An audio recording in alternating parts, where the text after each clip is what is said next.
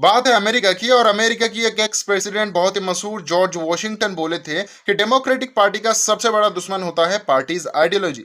लगभग शब्द तो ये नहीं थे लेकिन मतलब इसका ऐसा ही कुछ निकलता है। लेकिन किसने क्या कहा, किसने क्या सुना, इससे बड़ी बात है वास्तव में चीजें कैसी है।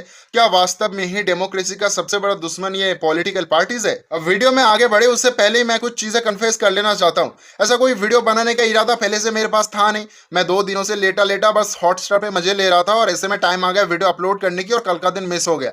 ऐसे में मेरे पास 2-3 घंटे थे और जो मुझे याद था उसी की बेसिस पे कुछ तो बनाना था जो मैं आप सभी के आगे परोस सकूं। तो ये बस एक वीडियो की कमी को पूरा करता है, इससे ज्यादा और कुछ नहीं। अब देखो, सरकार प्रो डेमोक्रेटिक हो या तेल लेने गया हो, इससे कोई फर्क नहीं पड़ता। ये जो अलग अलग छोटी छोटी टुकड़ी होती है या फिर पॉलिटिकल पार्टीज होता है, इनके ऊपर बहुत सारी जिम्मेदारी है। ऐसे में जनरेशन वाइज आइडियोलॉजी फॉर्म करने की बात हो या फिर नेशन फेवरेबल थिंकर्स को एक साथ जोड़ने की बात हो, इलेक्शन में रूलिंग पार्टी को चैलेंज करने की बात हो या फिर सिटीजन्स के अंदर पॉलिटिकल नॉलेज डेवलप करने की बात हो। पता है देखने सुनने के लिए चीजें अच्छी लग रही होंगी, लेकिन इसके बाद भी एक चीज तो है जो ये पॉलिटिकल पार्टीज बाखूबी से करते हैं, पूरी ईमानदारी से करते हैं। वो है रूलिंग पार्टी की क्रेडिबिलिटी को हर टाइम पे चेक करते रहना। भले ही अपने स्वार्थ के लिए करते रहते हैं लेकिन इससे फायदा आफ्टर ऑल आप ही को पहुंचता है। तो ससुरा बुराई कहां पे? ये जो पार्टी वाला कॉन्सेप्ट है ये तो देवमानुस निकला, की ऑफ डेमोक्रेसी निकला।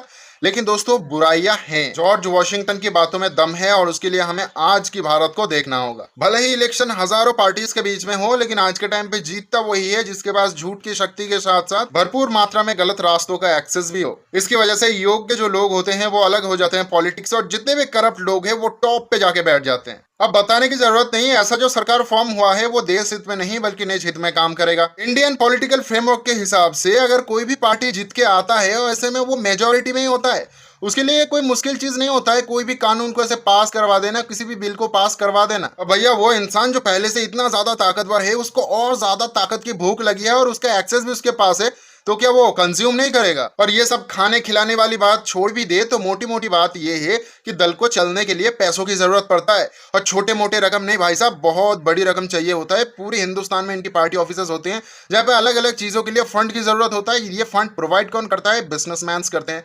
आर्थिक रूप से सक्षम लोग ऐसी पार्टीज को एक तरीके से खरीद सा लेते हैं फंडिंग की मदद से, और बाद में जब सरकार बन जाते हैं वो तमाम चीजें करवाते हैं जो सिर्फ और सिर्फ उनके हित में है। अब देखो 2020 में खड़े होके आप अगर सम्मान, इज्जत, सच्चाई, ईमानदारी जैसे शब्दों को हटा दो तो पॉलिटिक्स में बचा क्या रह जाता है? Absolute power, money, instant relaxation, यानी संपूर्ण रूप से भोग करने लायक एक सत्ता। अब इंसान कितना भी मुखौटा क्यों ना लगा ले लेकिन अंदर से तो वो होता है एक पुतला ही जिसके अंदर भरा हुआ है लालच और पैसे की अनगिनत भूख। तो ऐसे में सवाल निकल के आता है ससुरा क्या करे? एक अधिकार दे दे या फिर दो पॉलिटिकल पार्टी जैसा चाइना वाला सिस्टम है वैसा लागू कर दे? सवाल है दोनों में से कोई भी इसका जवाब नहीं है। जवाब है इंस्टीट्यूशन। खुद सोच के देखो, एक पावरफुल न्याय वाला सिस्टम जहां पे कोर्ट सबसे ऊपर है और उसके नीचे उसको सपोर्ट करने के लिए पुलिस खड़ी हुई है।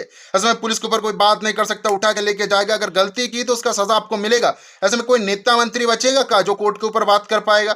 और करप्शन करने के बाद कोई घूम पाएगा? ऐसा कोई भी नहीं बचेगा। अपने आप जो डिसिप्लिन है वो समाज में मेंटेन होने लगेगी, साथ ही साथ लोग भी अच्छे तरीके से रहने लगेंगे, कानून का राज होगा, गुंडागर्दी खत्म होने लगेगा। हमें बस एक चीज याद रखने की जरूरत है कि हम सब इंसान हैं, चाहे मोदी जी की बात कर लो या राहुल गांधी की या फिर मेरे।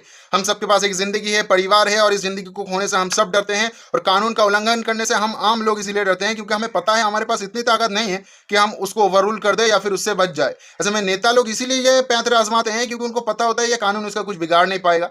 तो इंस्टीट्यूशंस को अगर हम ताकतवर कर पाए तो कोई भी नेता मंत्री नहीं बना है जो इन चीजों को उलट पुलट कर सके। आफ्टर ऑल बात करूं तो जॉर्ज वॉशिंगटन साहब बिल्कुल सही थे। आज की भारत को देख के तो ऐसा ही लगता है। यहाँ तक अगर आप जुड़े हुए हो और वीडियो अच्छा लगा है तो लाइक मारो ना यार, क्या जाता है आपका। साथ ही साथ सब्सक्राइब करो ऐसी चीज देखना चाहते हो तो। लेकिन ऐसी चीज शायद ही मैं दोबारा अपलोड करूंगा।